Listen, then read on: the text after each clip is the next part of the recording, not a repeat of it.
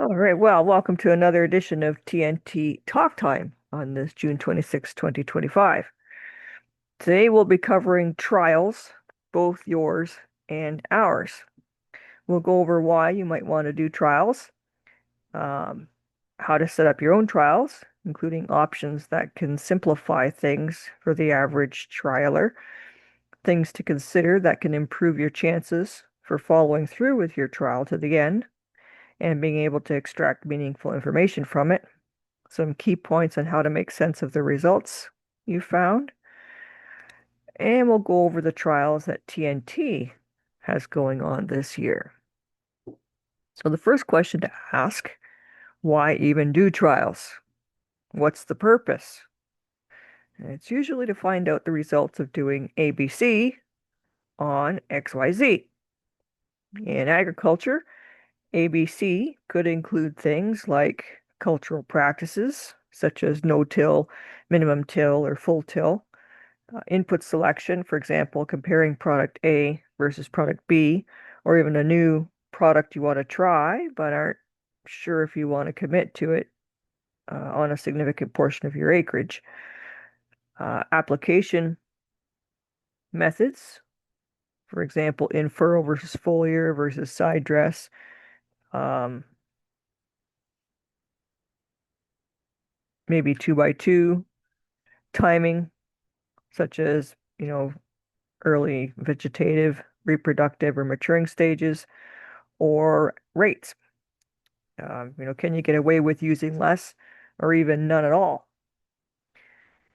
XYZ can include things that directly impact the economics of a crop, like yield, whether it's total or recoverable yield, quality, which can affect grade, shelf life in the case of produce, and recoverable yield, but can also include things that can indirectly affect the economics of a crop, like pests and disease pressure, the impacts of the soil food web on its ability to maintain or increase soil organic matter, as well as how it may change nutrient cycling or release and thus impact your returns in future years as well.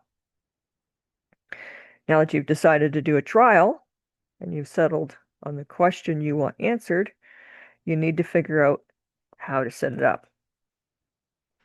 In a perfect world, or one that you're paying to have the work done, you would have two sets of data. One where you do the thing you're trying out, called the trial. And here you may have more than one area if you're comparing multiple things. And one where you don't do the things you're trying out, called the control. Having a control is critical to determining if what you're trying is having an effect or not, since many factors, such as crop variety, weather, soil fertility, or even crop damage, can change your results this year from previous years. And we want to have as few things different as possible. Ideally, you want to see the effect of a single practice on your outcome, but sometimes you may want to try multiple things if you're trying to compare, for example, one season-long program to another program. You could, or you should, also do each of the trial and control areas in triplicate. Under ideal or paid trial conditions, that would mean 6 areas of analysis, alternating between the trial and control areas in order to distribute variability in your test area across both the trial and control strips. That will mean considering the size or width of your equipment that you'll be applying your test with, whether it's at planting, so your planter, any in-season applications, so your sprayer, Y dropper, maybe even a drone. It's spray width, your harvest equipment, your combine, for instance, or a hay cutter if you're doing hay. Um, so you want to consider those equipment sizes to be sure you can keep your trial and control areas separate throughout the season. Simply splitting a field in two could result in one half having different conditions than the other. For example, heavy versus light soil, tree line effects, compaction, especially in headland areas, um, which can alter the results in and of itself. Most farmers can't be bothered to go through that much effort, and especially if they're fairly certain of a positive response, will leave only a small area as a control in order to prove the difference and minimize potential lost revenue from the control area. Determine what you want to test for, how you'll test for it, and how often you want to test for it. Determine how and where you want to keep your data so that you don't lose it. So writing a little scrap of paper that you stick in your wallet might not be the best idea. And you want to keep it for future reference so you can use it to do any calculations you'll need to answer your initial question you're trying to answer. As the season progresses, we can sometimes lose heart and get off track, let our trials go to the wayside.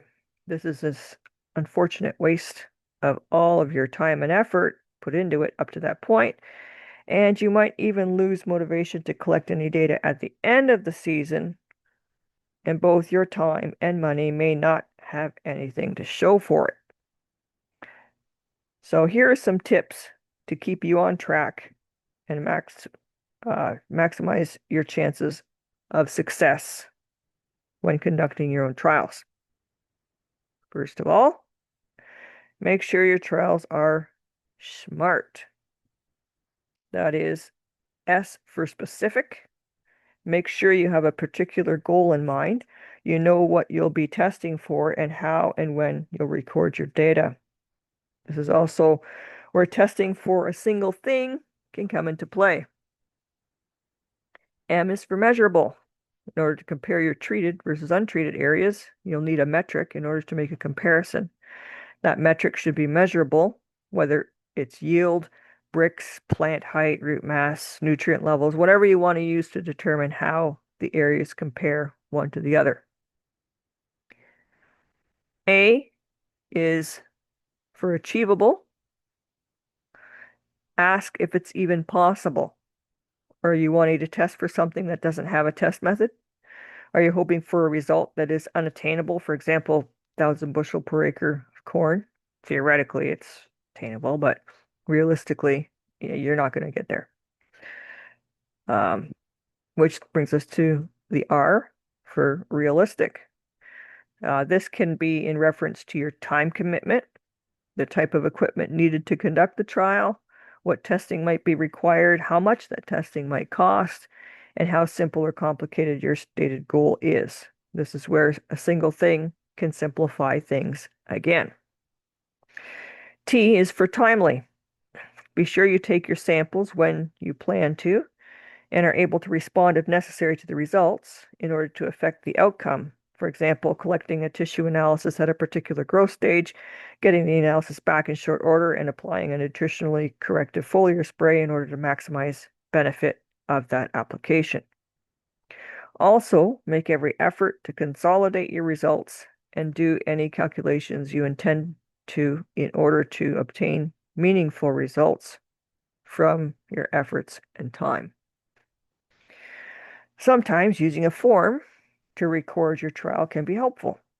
And this could be something you make up yourself, or you might be able to use one that someone else has already made.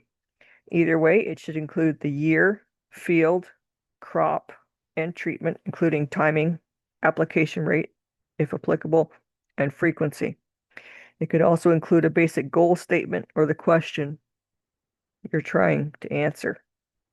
The number of acres treated and untreated may also be important depending on your stated goal.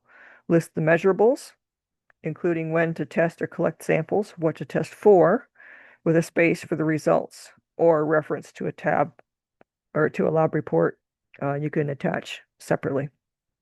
Consider having columns for your test and control strips so that you can easily compare your findings, and leave a space at the very bottom of your form for your conclusions. This should be related to your initial question and provide some tangible answers as to the success or failure of your trial results. Anything else you might happen to notice, or if you noticed a result that you hadn't initially intended to test for, you could include it there as well. And don't forget to share your results. with other farmers, with us, with your agronomist on TikTok, Facebook, YouTube, or any other way you can help another farmer be successful as well.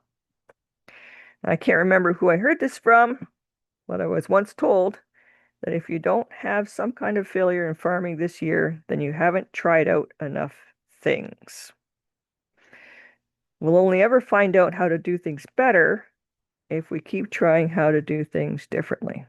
We might not always succeed, but we most certainly won't succeed if we don't try.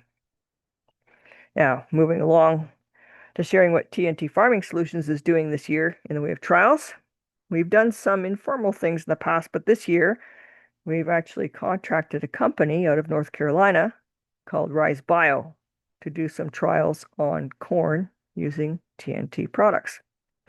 Then, shortly thereafter, we saw an opportunity to join efforts with, I spelled his name wrong. Oh, I spelled it wrong on my paper, but it's spelled correctly on the presentation. Good. Jared Burkholder, to do a trial on soybeans as well. Let's go over the trials we're doing so you can have something to look forward to as the season progresses, as we provide updates on the trials. And finally, an end of season report. For corn, Rise Bio is working with Mark Dodd of Ag One on Nova Grow Farm in Ohio to do triplicate field trials of the high energy fish product added in trench to a reduced NPK starter application. That's what you see right there in trial 1. And possibly a full year of high energy spray. We're potentially testing the 2 products together if we do use the high energy spray later on in the season in that trial 1, since they're frequently used as part of a season-long program by clients. In that instance, both treatments will be getting the same amount of 28% nitrogen, a micro package, that's that Novamize, ATS, ammonium thiosulfate, some boron, and a liquid carbon product. In the second trial, trial 2, on the same farm, Rise Bio will be testing the high energy fish in trench, the same as in the first trial, along with the other inputs, but 28% nitrogen in the 2x2 will be replaced with some Super Salmon Plus, molasses, and beneficial microbes. High energy spray will also be used in season as a foliar, along with any other nutritional support the crop needs. As far as what we're looking for, our question that needs to be answered, we're looking to see how to use the natural products, specifically the suite of high energy fish and its formulations, how they impact the nutrient cycling, soil health, and the plant microbiome relationship, and if those changes can be equated with improved yield. The final report will include the main pathways improved as well as the corresponding microbiome changes. The soybean trial with Jared was already underway by Jared of Fowler Farms in Ohio to see if the VFAs and chitin in certain products, including high energy fish and Super Salmon Plus, could help reduce soybean cyst nematode populations.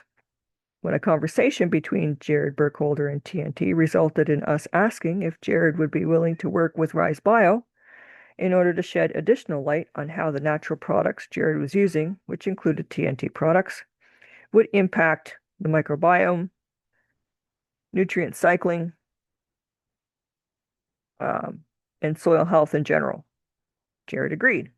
While the initial goal of his project was related to soybean cyst nematode populations and pressures, the addition of the other parameters monitored by Rise Bio's testing protocols were welcomed. In addition, several other nematodes were added to the scans, so we'll see how those numbers come out as well. Final report will be similar to that for the corn. Now, here's what Jared uh, used in his trial. So he used 3 gallons of high energy fish, some Super Salmon Plus, which has the hard chitin in it, and the VFAs, the squid juice, which has the soft soluble chitin in it, and then he used 2 different microbials in there. So we've already done some soil, root, and tissue samples have already been sent in for both the corn and the soybeans.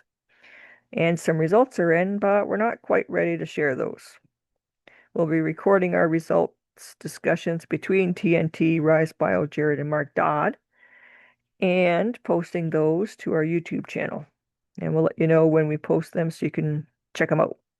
For those of you who may not have access to the internet and still want to know how things are going, we'll be doing another TNT Talk Time update on the trials, as well as a final end of season reporting of the findings, so you won't miss out on the data. We'll be having another dial-in, link-in session like this. So that concludes our presentation for this evening, and I hope everyone was able to take away some useful information from it. And I'll now open up the mic for questions and discussions. Hang on a second.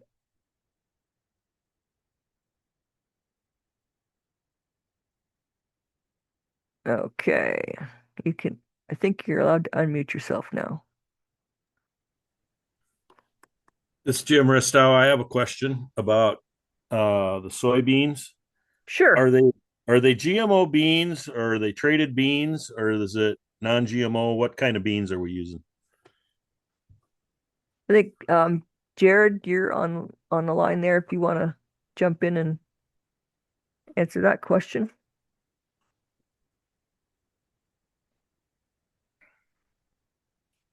Yep, the soybeans are E3s traded. So that you're going to get an Enlist and Liberty, is that right? They're Roundup, Enlist, Liberty, tolerant is what they are. Are you intending to use those, or have you already? The farmer, it's not on my farm. It's another farm. I'm assuming if he has the weed pressure, he'll use he'll probably be using Roundup, and I'm guessing Roundup and Liberty, but could be Enlist. I'm not sure exactly what products will go with the try and take care of the weeds, but Sure. there'll be some weed control, sprayed, I'm sure. Thank Hey, you. Jared. Yeah. Mark Dodd here. I want to kind of want to know what lab you're using for these soil cyst nematodes. A&L. We're using A&L for that. Okay. Indiana. I'm doing some nematode trials on this trial here in Ohio as well, and I'm sending my samples to Western Labs out in Idaho. And I think they've got a tremendous amount of value in measuring not only cyst nematode, but root and knot, and maybe even beneficial nematodes as well. So it Yeah. kind of gives a wider composite there. Right. Right. Yep. So we can see what's happening with corn nematodes and beneficial nematodes and all that as well. So what Bob and well, everybody online really brings to the table is the soil health message, and I think we have a strong nematode message with that as well, and it goes beyond soybean cyst nematode, but I'm just figuratively speaking that right now. Excellent. Yep. I can tell you the treated side, the treated zones. There's 3 zones treated, 3 zones untreated. The treated zones are a growth stage ahead. The stem circumference is much larger, and the nodulation is dramatically bigger nodules. Just big improvements in root health. What it looks like, the structure of the roots. There's more structure to the roots, so they're very robust plants in comparison. So this field, it's a very low yielding, really tough, drouthy farm that the farmer struggles to grow high yielding soybeans on. So, um, preliminary, looking at the way the beans look as of right now, between the nodules, the roots, and the stem circumference, there's big differences. So we're hopeful. That's gonna drive some significant yield increases. We'll see. So how much yield increase, Jared, do you estimate that the farmer needs to see in order to recoup his additional input cost, let's say, that's being applied to that control area? Yep. Oh, so he's gonna need to see approximately 9 bushel. 9 bushel. So what with the cyst nematodes, what we're trying to do is basically a one-time hit with high rates to try and knock them back.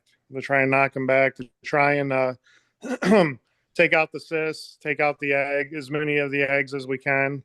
The cyst, that's protecting those eggs, take that out, because these nematodes, the cyst eggs can be viable for up to 10 years. Trying to take them out in one hit. What I have seen on my own farms is where I've had 10,000 cyst nematode count per 100 cc's of soil. A dramatic decline of 97% by utilizing a half gallon, about a 3/4 of a gallon total per year over 3 years. Now this was 3 years of corn, but with the nematodes being viable for up to 10 years, these eggs, when what we're seeing in other fields, because we're in a very high cyst nematode area, 97% decline down from 10,000 to in the 300s was massive. So that's on my own farm, and that's what got me really starting the research harder and taking a look to see if we can put together a mix to see if we can dramatically reduce the numbers in 1 year and take our farms back, so to speak. So, and drive soil health, drive carbon saturation, nutrient availability, all as well. Yeah, and your driver decision to utilize the products that you did were, from our discussions, was based on some research papers that you saw on the effect of VFAs on the degradation of the eggs Yeah. and whatnot. Yep. And same thing with the chitin. So Yes. combining the VFAs and chitin in order to give them a double right-left Yep. punch. Yep. And specific nematodes that excrete chitinase when they come in contact with bioavailable or bioavailable chitin. So try and put together a mix to see if we can move the needle in a big way, on these cyst nematode counts. And Also, very possibly root knot nematode and corn and nematodes like that as well. I'll share another observation that I've seen in the trials here close to Rawson, Ohio, is that anywhere that there's multiple actions of these complex biological blends, the TNT, the oceanic, the metagrow, the the hypergrow, those kinds of blends, the more complex they are, there was no herbicide injury.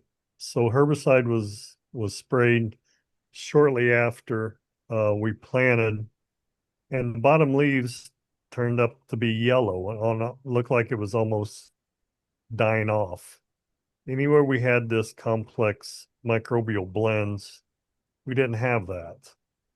And I also will take, I took tissue samples, so was pulling whole plants. And I put 21 in a bag. And anywhere that we had these biological blends, the bags were much heavier.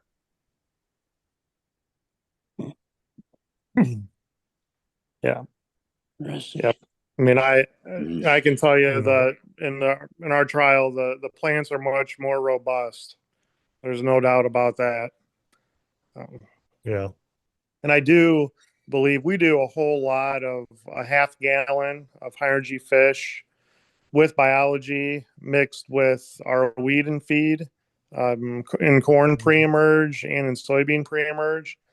And we're our coming back and having to spray Roundup is it's decreasing. I believe that maybe that layer of volatile fatty acids in that half gallon is basically improving our pre-emerge to where we're not seeing. I just have many farmers coming in with beautiful corn talking about I can't find a weed anywhere. I can't find a weed anywhere. We've had a lot of rain, this spring and early summer, and the weed control has been outstanding. And I just think those volatile fatty acids are helping to stabilize things there. But I also will say that corn crop is growing faster and canopying quicker and all that too.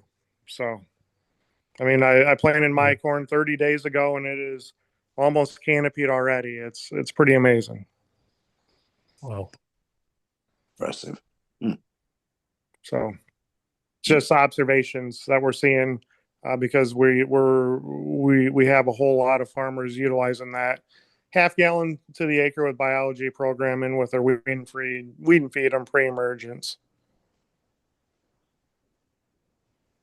Yeah, we had somebody else as well share with us some photos of adjacent fields where one received a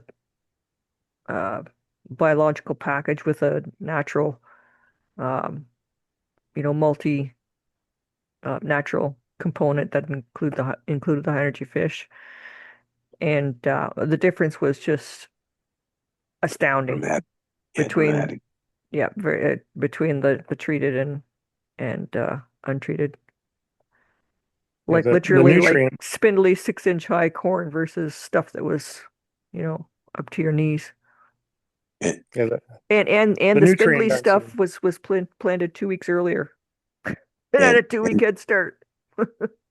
yeah, and no insect pressure in Yeah. the treated area versus where they didn't have that influence of the biologicals and some other inputs and some fermented salmon. I do believe people were onto something. I think we can help a lot of people, help each other out. Yeah. Yeah, Thank you, Well, Lord. and I think that's the beauty with what Rise Bio is doing, trying to identify these certain biomarkers that triggers certain Yes. complex uh, actions, I guess. And I'm trying to get Josh to go down the pathway of weeds. What kind of environment do we have that Palmer amaranth just thrives in? Then what kind of environment that we become resistant, where it's not compatible for their germination? And what products leads us down that way?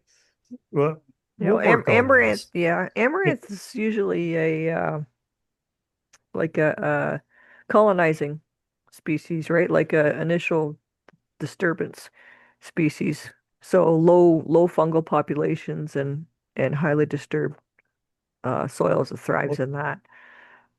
to Jared's point, the So reason why the weeds are suppressed is that you're focusing on those fungal communities, and that's Yeah. where TNT Right, plays right. in fungal communities. Yeah, Yeah. it's we have quite a few thousand acres that have that treatment, and it's impressive the weed control going on out there. So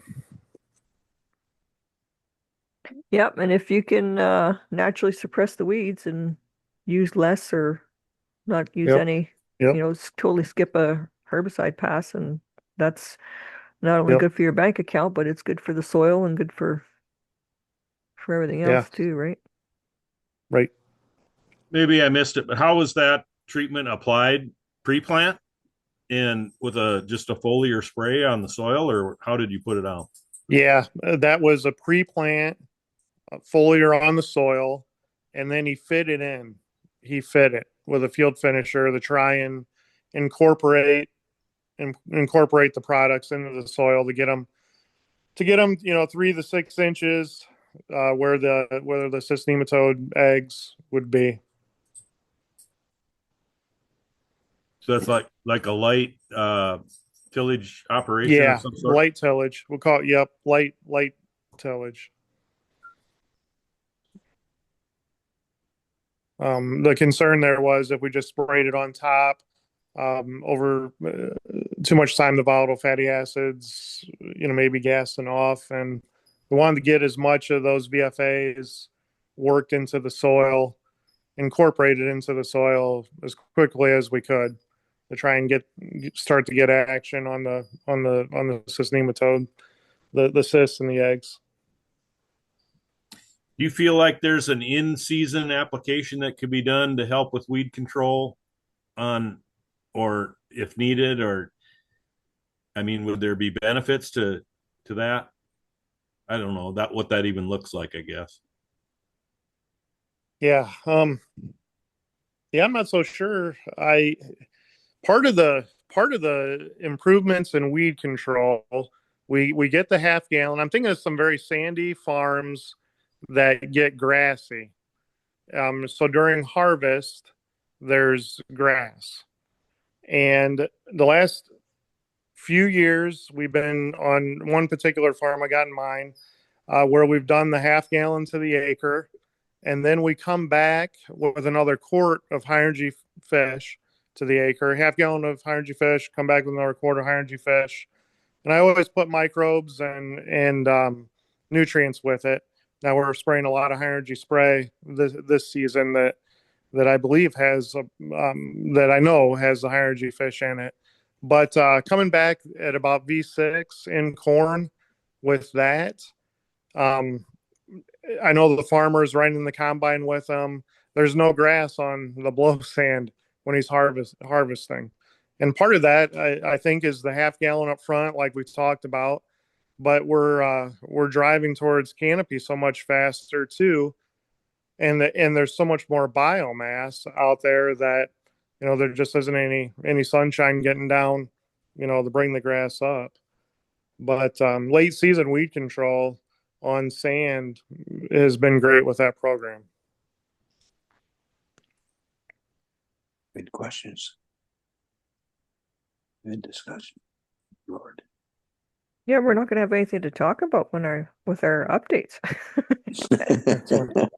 We're getting it done now. Right. That's pretty. The nutrient density in the plants too. I like. The plants are so vibrant green. Photosynthesizing so strongly. So it's good. It's Yeah, it's you'd really good. mentioned too that the Brix level was higher in the plants too. And driving sugars. Yep. Driving Which sugars. then drives growth and production, right? Yep. Yep. And Hey, Jared, Yep. I was driving around today and I went about 100 miles east of here, east of Findlay. Man, I saw some really bad corn that's knee high and they're trying to be waist high. And I've always said that it's running out of nitrogen because these guys pre-plant all in their nitrogen. Would you agree that because of the way the weather was this year, that there's just a lot of that nitrogen has went away? Yeah, in the pre-plant, yeah, I believe a lot of it's went away. I believe that the best nitrogen stabilizer is a half gallon of fish, with beneficial microbes with the nitrogen, in the pre-emerge. I know that from my own fields and well, quite a few other fields of our farmers that we work with that are utilizing the high energy fish with the biology and nutrients and trying to drive, improve photosynthetic efficiency, looking at nitrogen in the soil, inorganic, organic, nitrate, ammoniated, the amino acid form, all that. In this program, it's amazing the available nitrogen in the soil by using this program at R1 in corn, at R1 in the reproductive stage. The amount that's there, utilizing the fish with biology and driving photosynthetic efficiency and doing all that. So, Yeah, if the corn plant is photosynthesizing, robustly, efficiently, it is dumping a lot of sugars into the soil, which are then feeding the natural nitrogen fixers in the soil. And you can yeah. actually get nitrogen from the air to feed your corn crop, and All this and late a planted lot of it. corn, all this late planted corn, I've been working with Nitromag, uh, company called GrowTech, and that's that AMI form of nitrogen. And I suggest to put some TNT fish with that and be able to spray that over the top, because that AMI form does not use up energy for it to metabolize.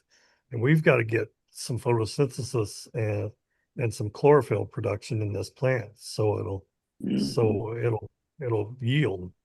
mhm, And Does no, does Nadia, the high energy spray, as far as driving, hacking photosynthesis, we'll call it, Yep, with magnesium, with nutrients, like magnesium, yep, being in the high energy spray product yep. along with the fish. The magnesium, broad spectrum micronutrient, the volatile fatty acids, and the amino acids from the high energy fish. Yep, along with a couple of other growth regulators and stimulants, really gets things cranking. Yep. And those corn plants can take those amino acids and use them as the nitrogen source as well. Yep, Um, Yeah. and then with the high energy spray, I've been adding beneficial microbes in with all of it. A gallon of high energy spray with beneficial microbes per acre.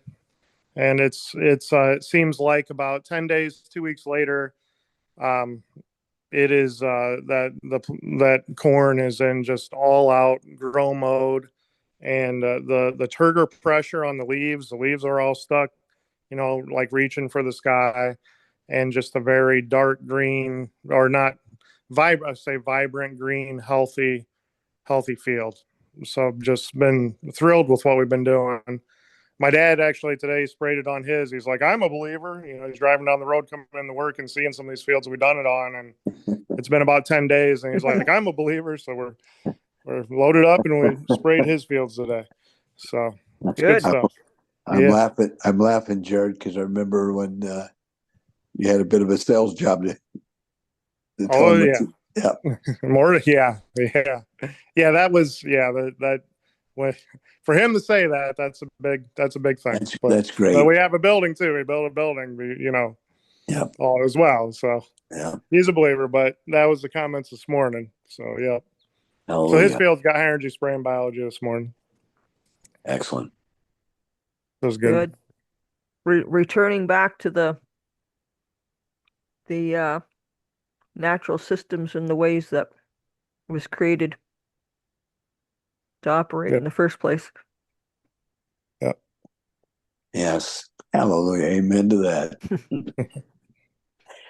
I want to take a moment, if I may, group, and thank everybody for getting on the call tonight. And Nadia, you and I, we have prayed over and envisioned, prayerfully envisioned that God would bless us with people that would, agree to do things in a kind of following what the master done, and that's what I hear people saying, and this was part of our goal.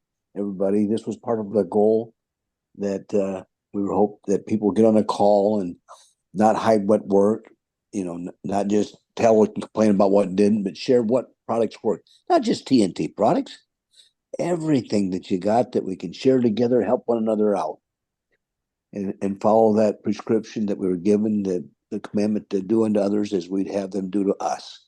Treat people each other good. There's no reason to be greedy. There's a lot of people that could benefit by just what we've shared tonight. And we got to be good messengers and get the word out that there's, when we continue to have these kind of discussions, we'll be able to help a lot of people as we help ourselves out. So I thank you all for this. Most of all, Father, I thank you, God Almighty. Been so good to us. All right. What other questions or comments might somebody have? Anything else we might want to? We've got the A-team on here, and I've got a strategy here that I'm considering. I've got a tote of the Nitromag S, Mark, that's sitting at our farm, and the wheat looks so good, I don't think it needs it. So we're thinking, well, let's use it on some corn. And I'm setting up a sprayer to do some Y drops with that. And you just got me thinking there, mentioning maybe we add fish into that application. What do you guys all think about that? Good idea? Yeah. I have farmers that add fish into their Y drop. And if you have some biology, you could add that as well. Well, the Nitromag is let's see, it's Mark, help me out. Is it 27 pounds of N for 10 gallons, I think? Yes. I think that sounds right. 27.5. Yes, right. And then we'd be adding fish with that. Are we getting kind of hot? No, the fish doesn't really add a whole lot of nitrogen. You're only 2% nitrogen. So if you're adding a quart or two per acre, you're adding like fraction of a pound. Okay. So I wouldn't worry about that.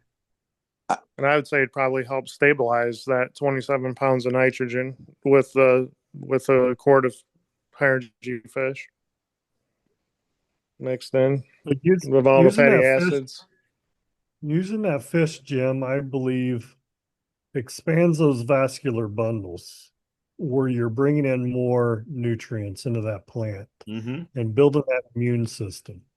I mean, Jared said how healthy this crop looks this year, and this is a very unhealthy year for this area. Yeah, it's been rough for us in Northwest Ohio as well. So that's what's so impressive about the farmers that are utilizing the program.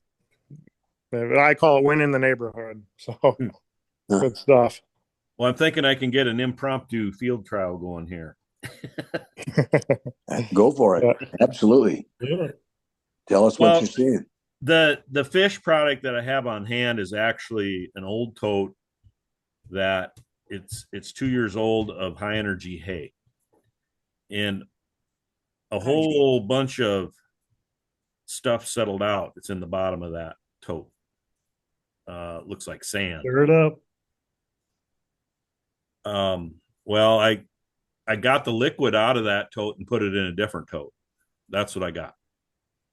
Okay. So it's clear, so it'll flow and everything will be fine. But I would think there's still benefits with that.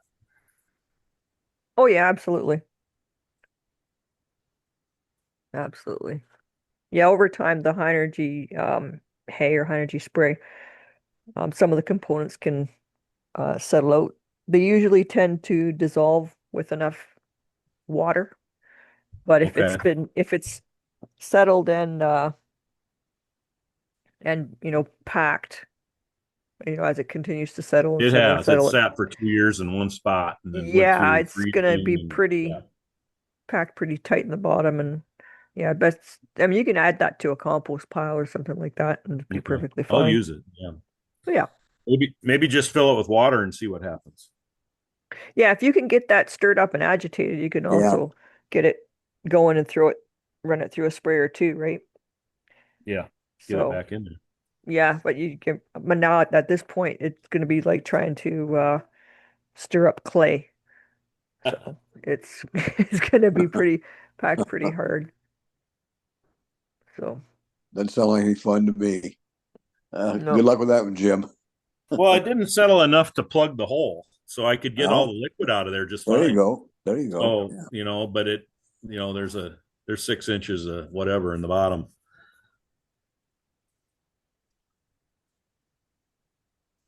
Okay.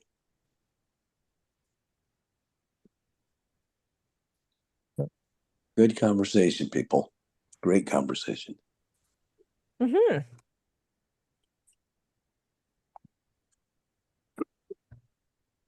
Well, if there's no other questions, then we can probably, Close up shop, huh? yeah, call it a night. And Thank you very much. It was a Yep. good talk tonight. It really Yeah. was. Yep. Thank you. We thank you. We thank you. yeah, thank you for the Thank you. feedback and the you. brainstorming. Yes. Fantastic. Yep. Thanks, everybody. Great. All right. Thank you. Appreciate Thank you as well. Good evening. God bless you Talk all. to you next time. Thank you all. Thank you. it. Yep. Bye. Yeah, Thank you. bye. Bye now.